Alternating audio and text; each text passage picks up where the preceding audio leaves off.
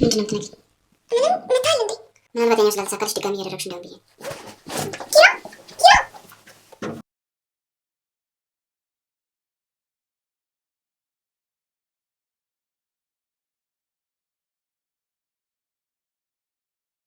ናሆሜና ኪራ ሴቶች ምን አይነት ሚስጥር ነው የደበቁን እያሉ ሲዋሩና እንዲሁም ሲጨነቁም ነበር። ዛሬ ላይ ግን ናሆም በይፋ አውቋል ማለት ነው የኪራን የእናቱን ህመም። ታዲያ በዚህም እምሩ እናንተ መጀመሪያ ሳታውቁ አትፍረዱ በማለትም ትነግረዋለች ማለት ነው። ሰላም ለእናንተ ይሁን የቻናሌ ተከታታዮች፣ እንዴት ናችሁ? እኔ ደህና ነኝ እግዚአብሔር ይመስገን።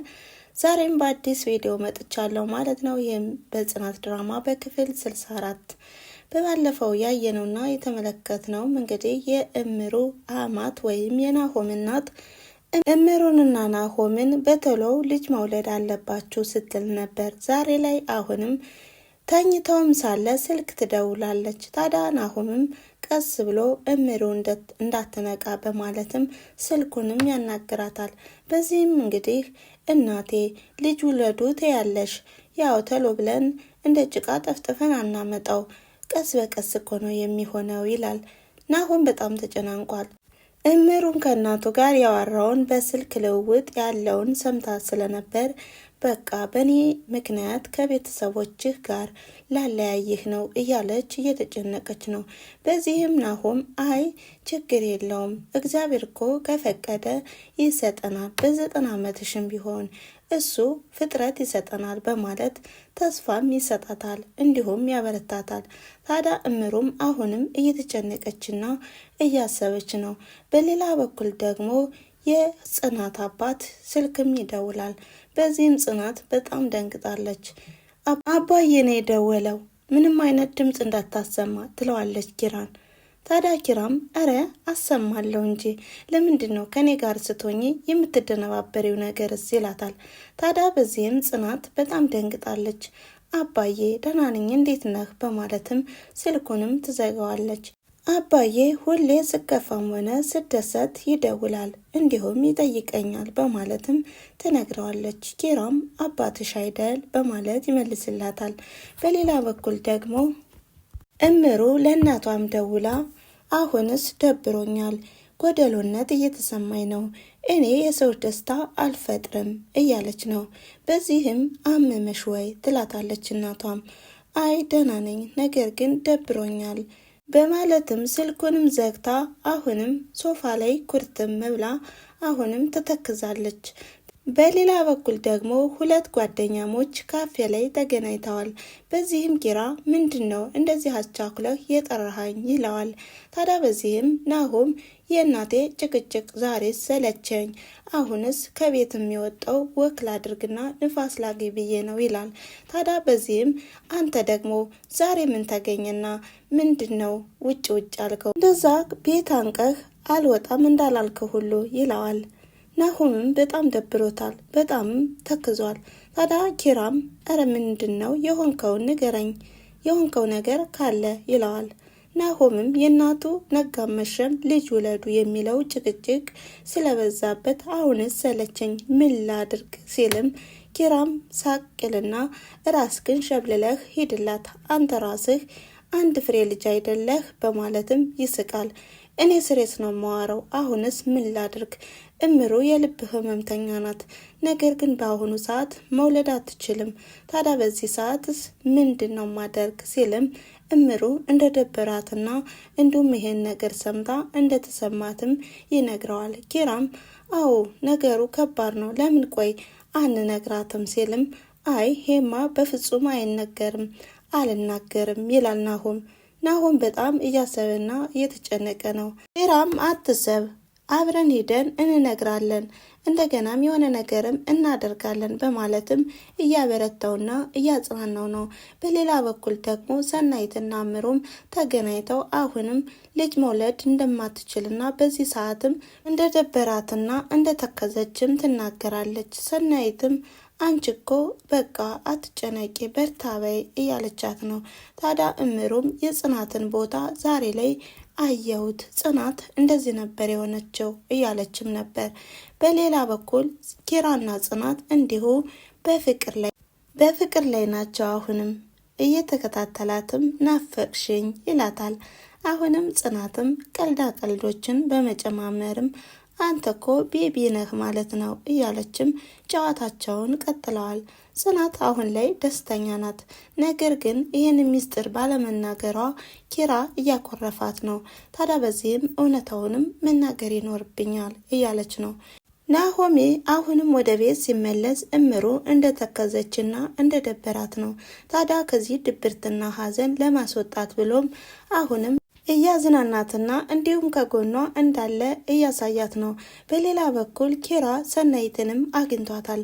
ምንድን ነው ዛሬ እውነታውን ካልነገርሽኝ በቃ ሲላትም እያኮረፈም ነበር።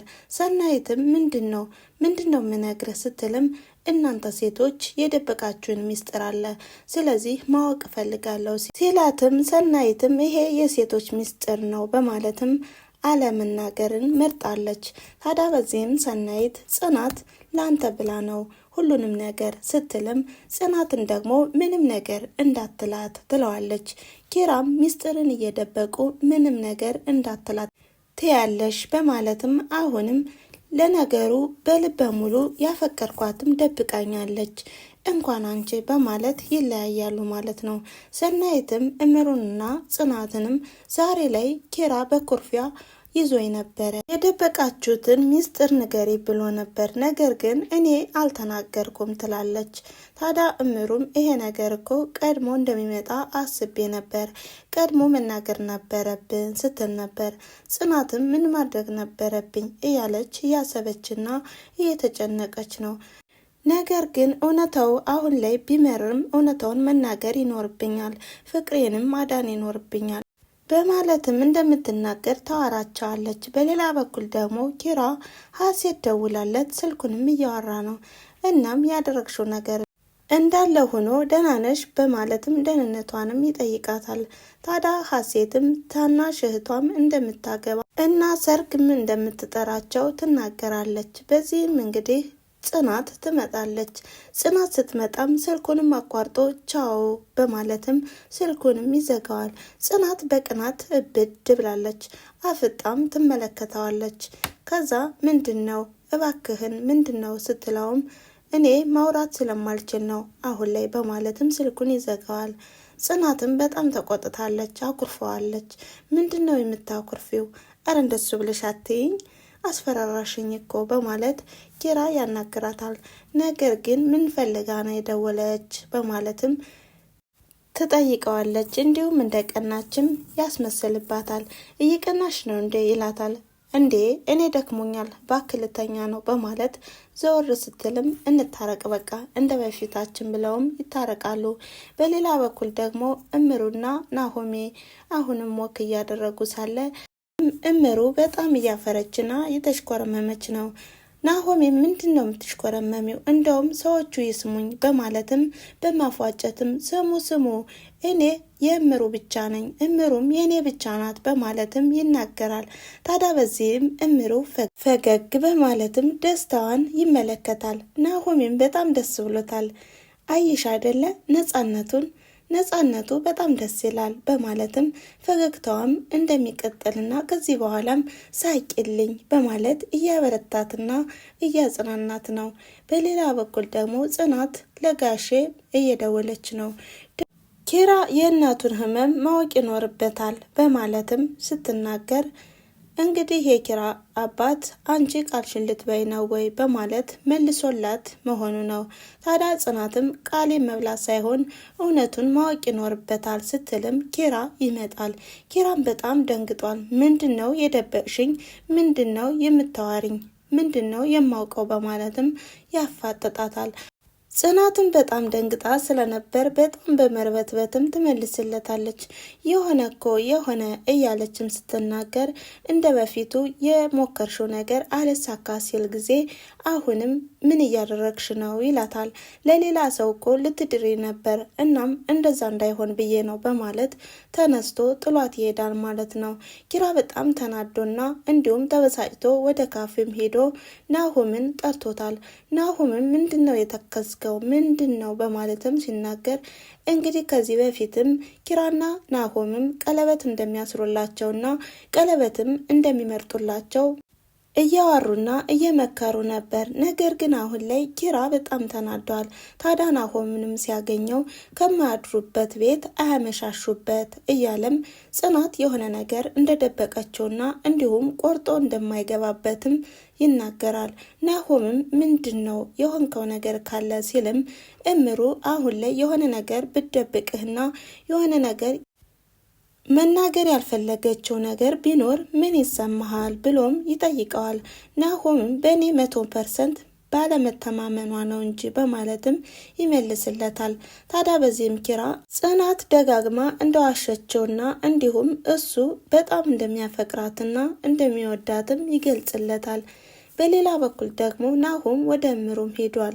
ታዲያ መጣህ እንዴ ስትለውም አዎ መጥቻለሁ በማለትም እንግዲህ ኪራን ሊፈልገው ስለነበር የሄደው ኪራን አገኘኸው ትለዋለች። አዎ አግኝቼዋለሁ፣ ነገር ግን ዛሬ ላይ መናገር ይኖርብሻል የደበቃችሁን ነገር በማለትም አፋጦ ይይዛታል ማለት ነው። ምንድን ነው የምነግርህ ትለዋለች።